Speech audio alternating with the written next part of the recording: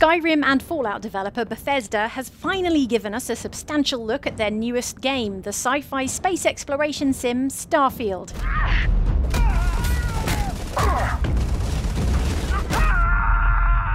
In the 45-minute Starfield Direct, Bethesda showed off exploration, combat, ship customization, and for some reason, extreme sandwich theft. In fact, the presentation was so full of detail and so densely packed with gameplay and sandwiches that you might have missed some important elements while you gazed in wonder at the custom spaceship shaped like a giant mech. Let's see about getting you a proper ship. One worthy of you. Well, worry not, because we're here with a rundown of the 13 coolest details you might have missed in that Starfield showcase. Take a look and subscribe for more Starfield coming soon from Outside Xbox. Hey, come on. Okay, take it easy. You were out cold. Okay, this first one isn't a single detail that you might have missed, and more the strong implication of a bunch of details that add up to one mega detail. The implication being, planet Earth has been rendered uninhabitable by the time Starfield takes place in the year 2330. You're human. We thought we were the only ones to leave Earth. Bethesda has confirmed that you travel to our own solar system very early in the game to find out what has happened back on humanity's home planet. In fact, we saw bits and pieces of the solar system in the showcase, with appearances from Earth's moon and local planets such as Mars. How is Earth itself doing meanwhile? Not good, it seems. The appearance of a Terran Preservation Society here suggests some kind of effort at preserving Earth's flora and fauna after nature has succumbed to ecological disaster. And this shot of the planet's circling sol, aka Earth's very own sun, shows Earth as a desolate-looking desert world instead of the blue-green marble we know and love. On top of that, this massive monument looks a lot like the St. Louis Gateway Arch astride not the bustling city of St. Louis, but a sandy wasteland. Could the 600-foot-tall Gateway Arch have survived the apocalypse, or did an ancient alien race build an identical archway on a distant world? We'll find out in September.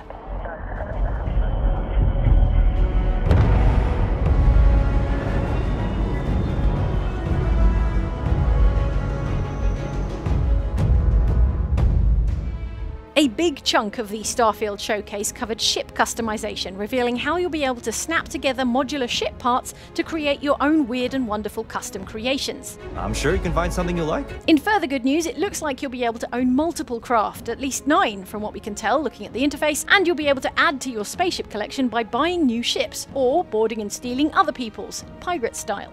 And while you can own a whole fleet of ships, you'll be able to set your favourite as your home ship, so it will be your default ship for tooling around the galaxy in.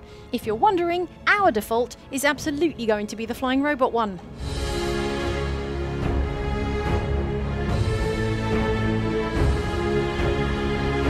What with the realism-adjacent aesthetic of Starfield's space technology that Bethesda continues to describe as NASA punk, and we've been referring to this approach as NASA punk. It appears your options for space armor tend to resemble a sensible NASA-like spacesuit, made slightly less bulky by a few centuries of progress, rather than, say, a skin-tight catsuit or customized Barbarella mini-dress. You pick a suit, pick a helmet, and done. That's your look for exploring strange new worlds.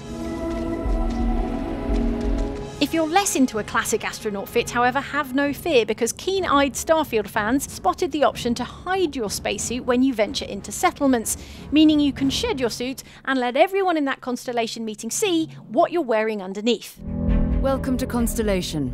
We have a lot to talk about. And yes, if we have our way, it will be the holographic Zentai suit nicked off of a nightclub dancer on Neon. How did you guess? What's the plan, Captain?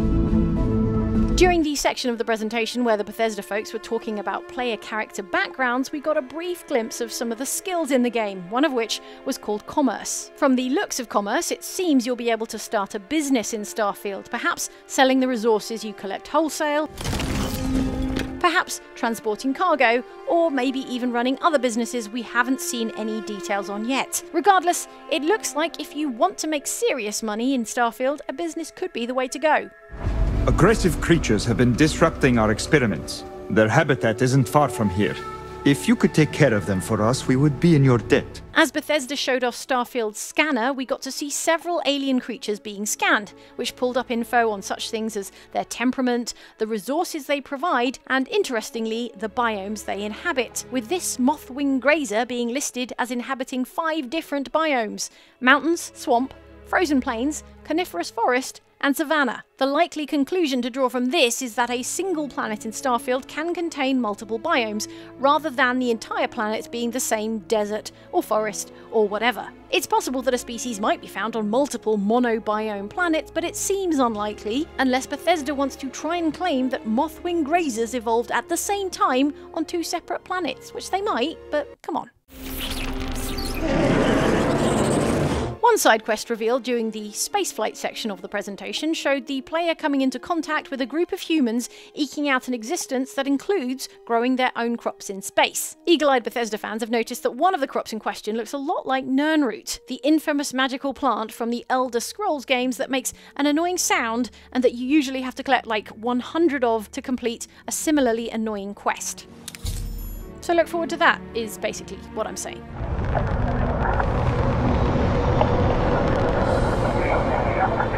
We're putting you in the cockpit of your very own spaceship. This might seem like a weird detail to call out, but as proved by this clip of you piloting your ship in Starfield, you actually have a proper body when playing in first person. Just look at that hand. Whoa.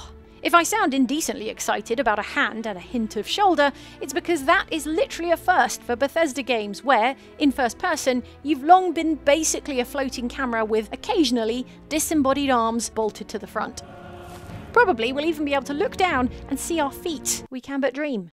Is it really you? Once you've finely tuned your character's face and selected their background with its bundle of 3 skills, you can customize your build with 3 optional traits. Among these, you won't have missed the trait named Hero Worshipped, which, if selected, sees to it that your spacefaring exploits have earned the attention of an annoying, adoring fan who will show up randomly and jabber at you incessantly. And here he comes now. By Vectera! With his heinous hair and unrestrained enthusiasm for all things you, this guy is surely one of a kind, you might have thought. But only if you didn't play Bethesda's Elder Scrolls Oblivion way back in the day, when you would have acquired an uncannily similar adoring fan upon becoming the Grand Champion of the arena. You're the best! Can I follow you around? I won't get in the way. Looking even more like a radioactive troll doll than his Starfield equivalent, this Bosma superfan gloms onto you to become a truly rubbish follower who runs and hides at the first hint of combat. Can I carry your weapon? Shine your boots? Back rub, perhaps? Hard pass. Oblivion being a 17-year-old game, not everyone will have instantly gotten the reference, and to those sweet summer children, this dude is simply a borderline creepy you-stan. I can't believe I get to stand near you, breathing the same air. I've got to have every molecule. So chill. On the other hand, he will apparently join your ship's crew and give you gifts, so you pays your money and you takes your choice. Back in Oblivion, if you killed the adoring fan, he would respawn after 3 days. Is the same true of his incarnation in Starfield? There's only one way to be sure. Off we go to another adventure!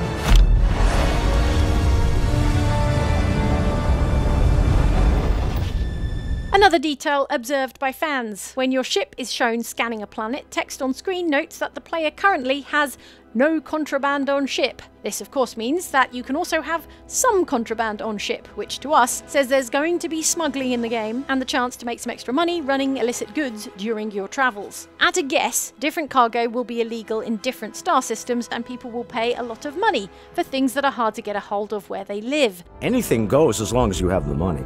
Something a smart spacer with few scruples could certainly take advantage of. It is a shame exploration requires so much bloodshed. When Bethesda made a big deal about how in Fallout 4 your robot butler could call you by your chosen name, we were all very impressed, especially with the rude ones. Mr. Aspects. Yeah, that's me. In Bethesda's Starfield extravaganza, on the other hand, game director Todd Howard disclosed that your bipedal robot buddy Vasco could do the same thing. Welcome back, Captain Howard. And disclosed it so casually, it might have even escaped your notice. In any case, it's a feature we loved then and we love it now, and we dare to speculate that while Codsworth's ability was limited to a set of pre-recorded names, both serious and silly, Vasco might be able to pronounce whatever name you deign to call yourself. Avoid getting shot. You might die. Since Vasco's vocals have a more conventional computery sound than Codsworth's posh butler voice, Vasco might get away with text-to-speech style sound generation, enabling him to say all kinds of non-pre-recorded things, both rude and otherwise, but let's be realistic, rude. A ranger relies on judgment and intuition to do what's best for the people. We don't consider ourselves easily pandered to here at Outside Xbox, but when Bethesda introduces a gruff, romanceable space cowboy named Sam Coe, what are we to do but take the bait? I don't know that I've ever really loved anyone except you. In our early efforts to discover everything there is to know about our future space boyfriend, we noticed that the Wild West-styled Aquila City, out in Freestar Space, is home to a Coe Plaza. And you know what they say? There are no coincidences in life or space. What's more, we see Sam posed next to a memorial-looking statue in Aquila City, while the Bethesda presenter mentions the unique quest lines of companion characters. Could Sam Coe be related to a founding member of Aquila City? Could the fresh flowers by the statue indicate a recent death? And could all this pertain to Sam's unique quest line? I mean, it could, is what we're implying. You know what I hate about these pirates? Completely resistant to my otherwise irresistible charm. When we want to persuade someone to do something they don't want to do, typically we simply grovel until they feel such a strong sense of pity that they do the thing. Another victory for the persuasion master. In previous Bethesda games such as Skyrim and Fallout 3, it was similarly straightforward. If you had a speech level high enough, or if you had a special perk that gave you additional conversation options, you often stood a pretty good chance of success at persuasion. Starfield looks to have introduced a minigame that adds a bit more complexity to the process, with individual options that have a point score next to them. You then have a certain number of turns to build up the little persuasion meter in the bottom left of the screen. Fine, I'll issue you an access card. You might still have unique conversation options because of your traits, like the Cyber Runner option here, but they are rolled into the scoring system too. It puts us in mind of a similar persuasion minigame in Elder Scrolls Oblivion, in which you tried to find the approach that best suited each individual NPC. Although it seems like Starfield has dropped the weird facial expressions you used to work out what the NPC did and didn't like to hear. You're wasting your breath. Which is probably for the best. The artifacts are so different, so alien, and I'm certain one of them reached out and spoke to you. If your head was spinning at the prospect of all this Starfield stuff coming your way in less than 3 months, it might just have bounced off you that Bethesda oh so briefly unveiled the game's first story expansion amidst everything else. The expansion is called Shattered Space and it comes with the Premium Edition, and that's all we know for sure, other than Todd Howard has pledged a lot of story DLC in Starfield's hopefully long and illustrious future. What's this first expansion about? Where does it take place? How does one shatter space? There's no way of knowing. But if the plot of Starfield does have you tracking down a race of ancient aliens via their space magic artifacts, who can say? Maybe the DLC could pick up where that whole deal leaves off.